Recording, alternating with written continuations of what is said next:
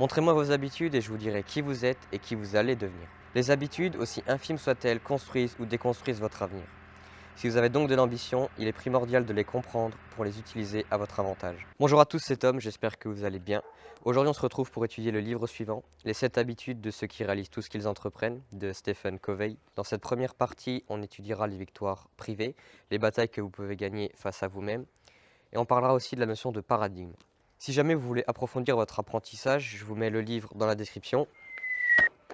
N'hésitez pas à vous le procurer pour en apprendre davantage. Votre temps est précieux, je le sais, alors n'en perdons pas et commençons tout de suite. Qu'est-ce qu'un paradigme? Un paradigme correspond à la façon dont nous voyons le monde, dont nous le comprenons et dont nous l'interprétons. Les paradigmes sont un phénomène inconscient et découlent principalement de notre éducation. Un enfant qui a grandi dans la paix et la sérénité aura des paradigmes totalement différents d'un enfant qui a grandi dans l'endoctrinement des régimes totalitaires qui ont bouleversé le monde au XXe siècle, par exemple. Ces enfants pourraient alors traverser les mêmes événements, mais en auraient une vision totalement différente. Un serait peut-être beaucoup plus craintif, alors que l'autre aborderait les difficultés avec plus de sérénité. L'auteur nous dit la chose suivante, j'ouvre les guillemets. Chacun d'entre nous considère sa vision comme objective, et se trompe. Nous ne voyons pas le monde tel qu'il est, mais en fonction de ce que nous sommes, ou tel que nous sommes conditionnés à le voir. Je ferme les guillemets. L'auteur évoque l'idée suivante. L'idée que chaque événement de notre quotidien est neutre et n'a aucune valeur intrinsèque, à part celle que nous lui donnons.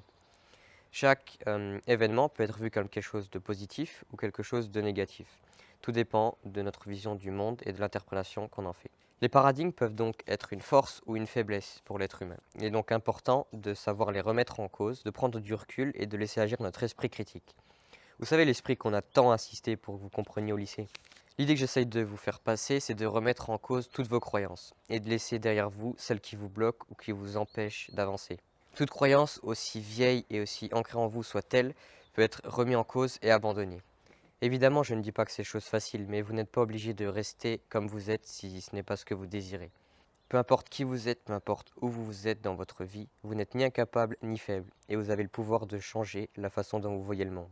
Par exemple, si vous n'avez pas confiance en vous, il n'appartient qu'à vous de laisser cette croyance limitante derrière vous pour adopter une vision plus assurée de votre personne. La question des paradigmes nous amène donc au deuxième point, qui est de penser de l'intérieur vers l'extérieur. Si vous voulez changer le monde, il va d'abord falloir vous changer vous-même. Si vous souhaitez obtenir des résultats dans le monde matériel, il va falloir travailler sur votre vous intérieur. Si par exemple vous souhaitez avoir plus d'argent, il va falloir développer de nouvelles compétences. Si vous souhaitez avoir un mariage heureux, il va falloir apprendre à dégager assez d'énergie positive pour que le négatif n'ait aucun impact. Si vous souhaitez que votre enfant devienne un adolescent coopératif, il va falloir être digne de sa confiance et en capacité de l'aider à traverser cette dure épreuve qu'est l'adolescence. La dernière chose à comprendre est le pouvoir des habitudes. Pour ça, prenons un exemple concret. Deux adolescents décident de prendre deux habitudes opposées lors de leur 18e anniversaire. José décide de lire 15 minutes chaque soir, tandis que Nico, lui, décide d'arrêter de se brosser les dents. Au bout de quelques mois, il y a très peu de différence visible entre ces deux jeunes, mais au bout de 20 ans, la différence est flagrante. José est beaucoup plus cultivé et Nico n'a plus de chicot. Lorsqu'on parle d'habitude, il faut penser effet cumulé, il faut penser au long terme. Qu'est-ce que cette habitude, si je la pratique régulièrement, quotidiennement, m'apportera dans 10, 15, 20 ans? Par exemple, pour José, 15 minutes de lecture par jour représentent 91 heures de lecture sur un an, soit environ 4 jours. C'est énorme. Si vous souhaitez apprendre comment adopter une habitude, je vous mets un lien d'une vidéo très intéressante juste ici, d'Emilio Abril. Nous sommes ce que nous répétons chaque jour. L'excellence n'est alors plus un acte, mais une habitude. Aristote. L'être humain possède une incroyable capacité, la capacité de faire des choix. Cette liberté qui se trouve entre le stimulus et la réponse que l'on donne est l'une des plus grandes forces de l'être humain. Là où vous vous trouvez actuellement n'est rien d'autre que les choix que vous avez pris dans votre vie. Si vous voulez évoluer, faites en sorte de vous concentrer sur le facteur le plus décisif, le choix. Et faites en sorte d'en prendre des bons, des qui construisent votre avenir au lieu de le déconstruire. La proactivité signifie prendre sa vie en main et se sentir responsable de ce que l'on vit. L'auteur nous dit la chose suivante. Notre comportement découle de nos décisions et non de notre condition. Nous pouvons faire passer nos sentiments après nos valeurs. Nous avons l'initiative et la responsabilité de provoquer les choses. Si vous vous sentez responsable de votre vie, vous aboutirez à de plus grandes choses, car vous savez que seul vous peut améliorer votre situation. De par cette responsabilité que sont les choix que nous pouvons et surtout que nous devons faire, la vie s'organise tout autrement. Nous pouvons faire le choix de réagir par défaut, d'être en mode réaction, ou de prendre le temps entre le stimulus et notre réponse pour choisir la meilleure réaction possible. Si quelqu'un vous énerve, par exemple, vous n'êtes pas obligé de vous énerver. Vous pouvez prendre un peu de recul et réfléchir à la meilleure réaction possible pour faire face à cette personne.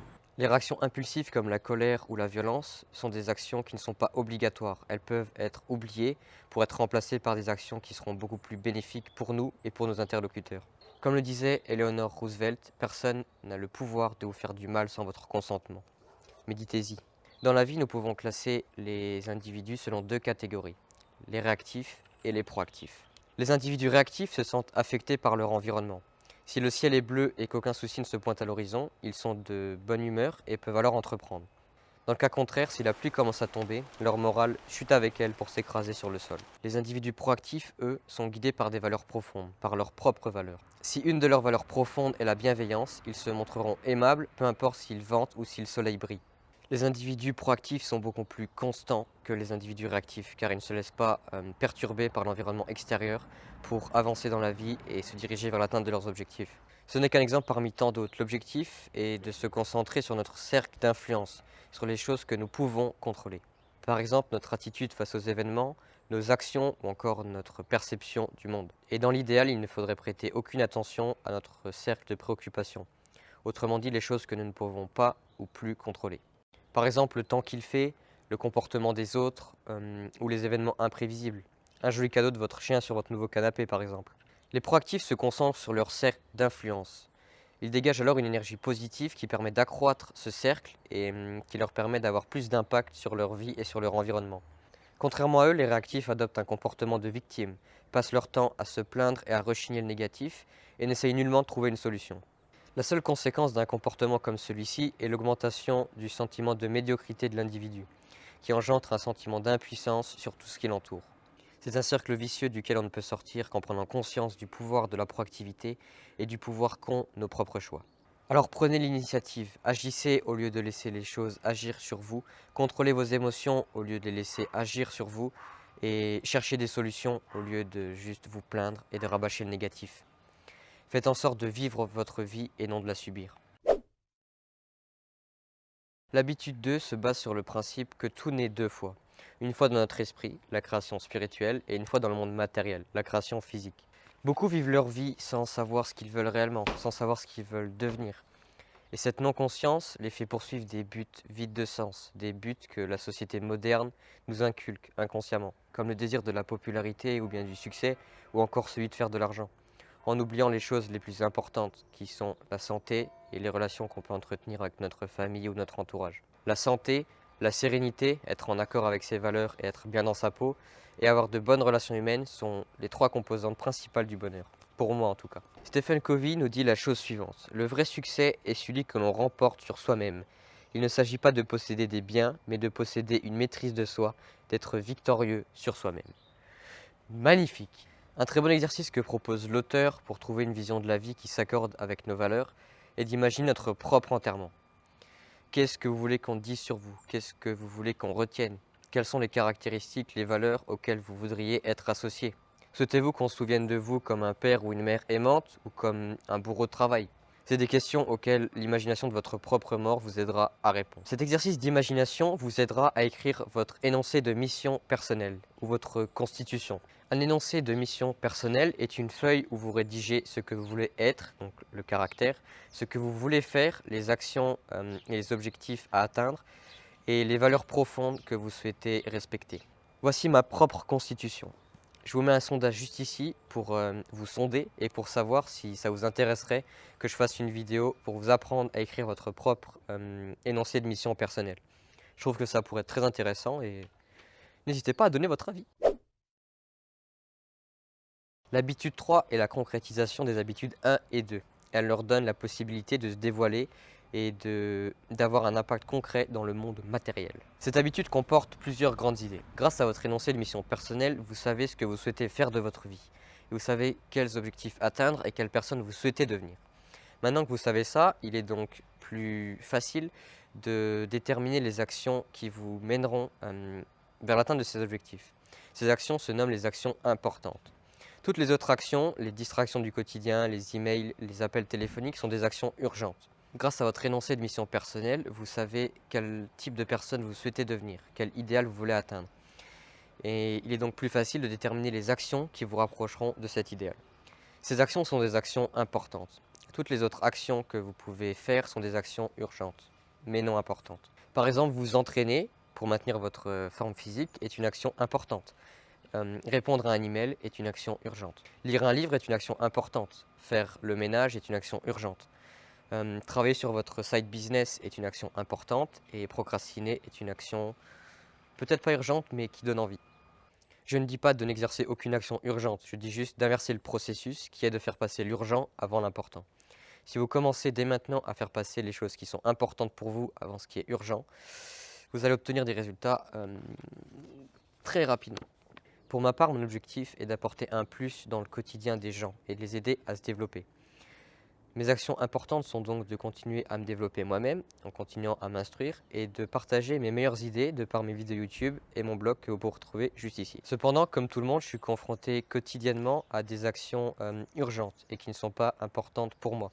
Des actions qui gaspillent mon temps et mon énergie, sans pour autant me rapprocher de mes objectifs. Par exemple, la procrastination ou des devoirs à rendre pour le lycée sont des choses qui, à moi, ne m'apportent pas ou très peu de valeur. Ce qui nous amène à l'idée numéro 2, apprendre à dire non. Reprenons mon cas, j'ai le choix de travailler sur mes projets, donc de faire un pas en avant, ou décider de consacrer mon temps et mon énergie à quelque chose qui n'est pas important pour moi, donc de faire 2 pas en arrière. Ce qu'il faut comprendre, c'est qu'en réalité, nous disons toujours non à quelque chose. Si on dit oui à une session Netflix, on dit non à une période de travail. Si on dit oui à une session de procrastination, on dit non à un entraînement. On dit toujours non à quelque chose. Mais le plus important, c'est de savoir dire oui à sa personne et à ce qui nous importe le plus, et non aux distractions externes. Personnellement, j'ai compris que si je voulais aider les autres, je devais d'abord me développer moi et développer mes compétences. J'évite donc de perdre du temps en procrastinant ou en faisant des choses non productives. J'ai donc une question à vous poser. Quelle action pourriez-vous réaliser dans votre vie professionnelle ou personnelle qui, si elle était réalisée régulièrement, apporterait un plus significatif à votre existence? En réalité, nous savons tous ce qu'on devrait faire, mais on y échappe à travers la procrastination ou à travers l'occupation forcée, donc en faisant des tâches qui ne nous apportent rien, juste pour se dire qu'on est occupé et nous donner bonne conscience. Une fois que vous avez identifié les actions qui sont importantes pour vous, il faut impérativement vous organiser et les planifier. Parce que l'organisation est une des clés de la réussite. Ne pas s'organiser, c'est un peu comme essayer de traverser le désert sans carte. Vous avez plus de chances de vous perdre que de vous retrouver. Eh, elle était pas trop bien celle-là. Plus de chances de vous perdre que de vous retrouver. Je te jure, j'aurais dû écrire un livre, Noah. Vous pouvez prendre par exemple l'habitude en fin de semaine de faire le bilan justement de votre semaine, de déterminer ce qui a été, quels objectifs ont été atteints et quels objectifs n'ont pas été atteints, et de réorganiser la semaine suivante. Je terminerai ceci en précisant que votre planning doit être votre esclave et non votre maître. Il doit vous guider mais ne doit pas vous faire manquer une opportunité si elle se présente. Apprenez donc à devenir autodiscipliné mais flexible. C'est comme tout, il faut encore trouver le juste milieu. Ce que vous devez retenir de cette vidéo, c'est que premièrement, ni les gens ni les circonstances n'agissent sur vous. Vous êtes responsable de votre vie et réagissez de façon proactive aux situations auxquelles vous êtes confronté. Deuxièmement, vous avez confiance en vous et en vos décisions, car vous agissez en vous basant sur des principes qui vous correspondent et qui offrent à long terme des résultats prévisibles. Vous n'agissez plus en fonction de ce qui vous arrive, vous n'êtes plus en mode réaction, mais vous agissez en fonction de ce que vous voulez vraiment et de ce que vous voulez devenir. Après avoir mis en pratique ces 2 habitudes, vous agissez pour ce qui compte pour vous et vous donnez la priorité à vos priorités. Félicitations, vous venez d'arriver aux victoires privées. Vous avez gagné la bataille contre vous-même.